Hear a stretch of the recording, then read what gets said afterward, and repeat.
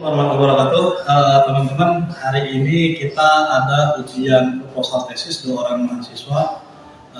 Mudah-mudahan mereka sudah siap ujiannya, dan kita akan nanti menyimak bagaimana proses ujian yang akan dilakukan oleh 2 orang mahasiswa ini. Yang mudah-mudahan kita bisa mencontoh bagi teman-teman yang masih dalam proses perkuliahan S2 di Sekolah Pasca Sarjana UIN Banten, Prodi Ekonomi Syariah. Dan insya Allah kita di Prodi Ekonomi Syariah ini tidak terlalu memperberat kepada mahasiswa dalam masalah proses proposal maupun ketika dalam proses bimbingan. Kita akan nanti melihat bagaimana mereka ujiannya, bagaimana bentuk proses kami ketika melakukan sebuah pertanyaan dan sebagainya. Begitu juga dengan proses mahasiswa melakukan presentasi yang dilakukan oleh mereka ketika mereka melakukan ujian. Mari kita lihat bersama-sama. Assalamualaikum warahmatullahi wabarakatuh. Waalaikumsalam. Alhamdulillah pada pagi hari ini saya diberikan jadwal untuk ujian proposal tesis, yang mana judul dari proposal tesis saya yaitu manajemen unit usaha pondok pesantren dan pengaruh dalam meningkatkan perekonomian masyarakat di lingkungan pondok pesantren, studi kasus pada pondok pesantren Riyadul Ulum wa Dakwah yang berada di Tasikmalaya. Baik, di sini yang menjadi pendahuluan atau latar belakang pada penelitian atau pada proposal tesis saya di sini. Sudah kita ketahui bahwa pondok pesantren itu tempat atau lembaga pendidikan Islam yang ada di Indonesia juga memiliki peran penting dalam penyebaran agama Islam. Nah, kemudian untuk membentuk karakter serta pengetahuan para santri yang ada di pesantren. Kemudian pondok pesantren juga tidak hanya berfungsi sebagai tempat pembelajaran agama, tetapi berkembang pesat dalam latihan sumber daya manusianya. Kemudian dalam perkembangan pondok pesantren yang ada di Indonesia terutamanya menunjukkan bahwa pesantren itu tetap eksis dan konsisten dalam menjalankan fungsinya sebagai pembelajaran ilmu agama Islam khususnya. Kemudian pondok pesantren juga mampu menurunkan kader-kader ulama yang nantinya jadi ulama, dominannya jadi ulama, jadi guru agama juga, membalik. Tapi tidak hanya itu, bahwa sejumlah besar dari lulusan pesantren juga siap menjadi kayak pembisnis seperti itu. Jadi tidak hanya terobosan-terobosan dari pesantren itu tidak hanya menjadi ulama, guru ngaji, membalik, tapi juga sebagai pembisnis seperti itu. Kemudian pesantren juga dapat diartikan sebagai penggerak ekonomi. Kenapa? Karena pondok pesantren juga mengandalkan kekuatan anggotanya untuk meningkatkan kesejahteraan dan daya tawar ekonomi. Maka disinilah terlahir unit-unit usaha yang mana dioperasikan oleh lembaga-lembaga yang ada di pondok pesantren atau disebut koperasi. Mengingat dengan adanya pondok pesantren ini, dengan adanya unit usaha, penting dalam mempertimbangkan bagaimana memilih sistem yang terbaik untuk pertumbuhan ekonomi yang ada di pondok pesantren ini, pertumbuhan unit usahanya. Nah, di sini untuk mengembangkan dan menyediakan generasi atau produk berkualitas tinggi tadi, maka yang berperan dalam pesantren itu kan Dewan Pimpinan Pesantren. Maka di situ harus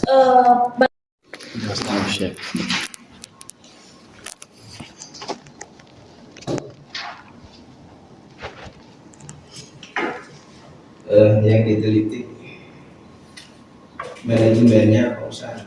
Manajemen dalam usaha gitu, Pak. Bukan usaha-usaha. Ada kesinambungannya, Pak. Apakah bisa manajemen itu dapat mempengaruhi dalam peningkatan di pondok pesantren itu maksud hanya sekedar manajemen? Tidak, kalau hanya sekedar manajemennya. Tapi kalau misalkan unit usahanya itu ada pengaruh.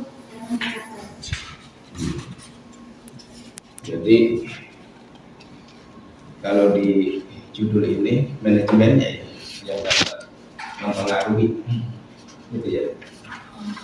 eh, apa sih poin-poinnya itu sehingga manajemen itu dapat mempengaruhi kalau memang itu yang dikaji manajemennya, usahanya kan udah ada gitu. Dan selama ini dengan manajemen yang ada seperti apa? Apa ada manajemen atau kalau saya melihat di sini literatur yang terdahulu kan banyaknya strategi berarti kan di dalamnya itu kan di dalam manajemen itu ada strategi untuk mengungkit perekonomian di pondok pesantren tersebut. Yang jelas apa saja sih item-item yang dimaksud dalam manajemen tersebut, dijelaskan misalnya. Baik, kalau dalam penelitian ini, jadi manajemen yang lebih terlihat yang saya ambil itu, jadi dalam tadi poin-poin yang termasuk pada jadi perencanaannya, organisasiannya, pengarahannya, juga dalam pengendalian. Terfokus pada manajemen yang diatur, yang dimanage oleh Dewan Pimpinan dalam memanage unit usaha yang ada di pondok pesantren tersebut. Usahanya apa? Kalau di sini saya umum unit usaha, tapi di dalam unit usaha itu terdapat beberapa usaha. Di antaranya kan kalau pondok pesantren ada koperasinya, kemudian ada laundry-nya, ada bakery-nya, kemudian juga ada minimarketnya. Beda dengan koperasi lebih besar kalau minimarket. Kemudian juga ada kafetarianya, terus ada tailornya juga. Jadi secara umumnya unit usahanya nggak fokus dalam satu bidang unit usahanya. Ya, jadi nanti item-item dimaksud ya tadi yang disebutkan itu dalam manajemen tersebut ya yang harus ditekankan. Ada tadi yang dimaksud tadi item-item manajemen tersebut untuk mendongkrak ekonomi di sini, atau hanya sekedar penjelasan yang akan nanti dibahas? Penjelasan yang akan dibahas doang. Iya. Ya, nanti dikatakan kualitatif ya. Iya, kualitatif. Namun tadi kalau misalkan diperlukan untuk menjadi kuantitatif, paling kita ambil karena ada pengaruh untuk meningkatkan perekonomian masyarakatnya, jadi ambil responden dari masyarakat mungkin Pak. Ya memang kalau pengaruh banyaknya kuantitatif. Tapi kalau di kualitatif kan juga mangkat. Saya faktor ya. Tidak apa-apa. Ada kecil. Kalau beliau mau jadi pengantin. Oh, alhamdulillah. Iya, Doanya. pakai jas. Terus saya ingin melihat saja ya. Nanti saat nanti ada relevansinya, kalaupun ini kualitatif kuantitatif kan nanti dilihat ada itu relevansi syariahnya terkait hal ini. Karena walaupun itu pondok pesantren, belum tentu syariah misalnya, seperti Al-Zaitun dan begitu. Apalagi kaitannya dengan manajemennya gitu kan. Dan secara umum. Jadi untuk melihat nilai syariah itu kan harus didukung dengan boleh katakan referensi dalil ya, yang kaitannya dengan manajemen. Sementara gambarannya tidak ada di sini. Iya, hanya umumnya Hanya saja. satu hadis. Iya. Ya, itu maksud saya supaya ada kelihatan nilai syariahnya dan nanti itu dituangkan dalam moto. Jadi orang ketika membaca itu pada saat nanti jadi tesis, moto itu kan potret skripsi tesis ini. Jadi ini nilai syariah karena apalagi ini ekonomi syariah. Di Untirta itu yang boleh katakan umum juga Standar.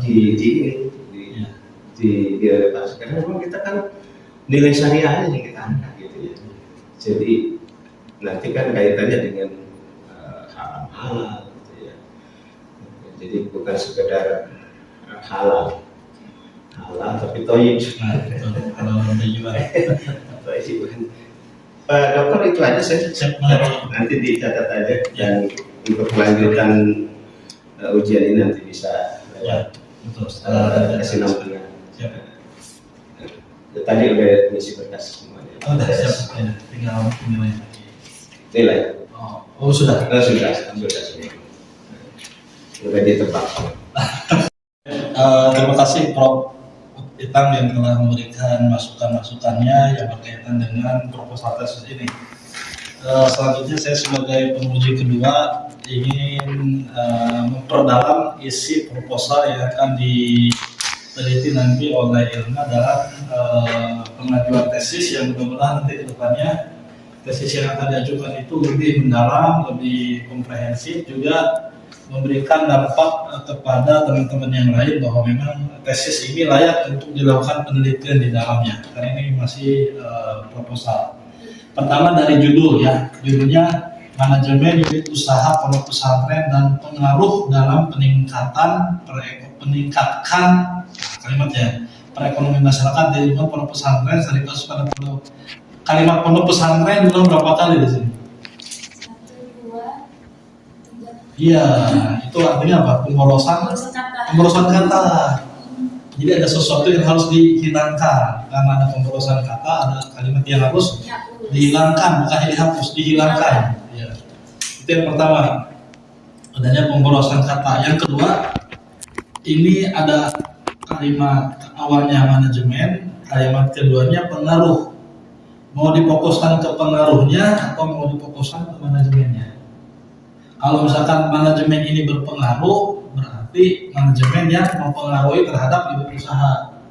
Oh, berarti manajemen Sebelum manajemen. Saya belum selesai menjelaskan. Oh, iya Pak, enggak. Ini ada kalimat manajemen di awal kalimat, kemudian dilanjutkan dengan kalimat pengaruh dalam peningkatan. Oke, jadi kalau melihat secara secara metodologis bahwa manajemen ini mempengaruhi terhadap unit usaha. Betul ya, manajemen ini mempengaruhi terhadap unit usaha. Tetapi kalau misalkan bahwa bukan manajemen yang mempengaruhi, tetapi memang dengan adanya manajemen tersebut, maka unit usaha di pondok pesantren ini dalam meningkatkan perekonomiannya itu mempengaruhi secara signifikan terhadap ekonomi dan lain sebagainya. Jadi harus diukur dari dua sudut pandang. Pertama, mau diukur dari sudut pandang manajemennya, atau mau dilihat dari sudut pandang bahwa dalam meningkatkan perekonomian masyarakat itu manajemen berpengaruh di dalamnya.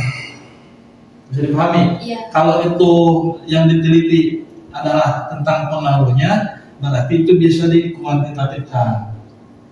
Gitu ya. Kalau yang akan difokuskan kepada manajemennya itu bisa dikualitatifkan.